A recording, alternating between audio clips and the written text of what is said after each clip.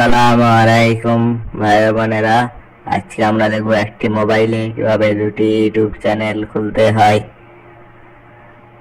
আর যারা নতুন আমার ইউটিউব চ্যানেলটি সাবস্ক্রাইব করে দেবেন।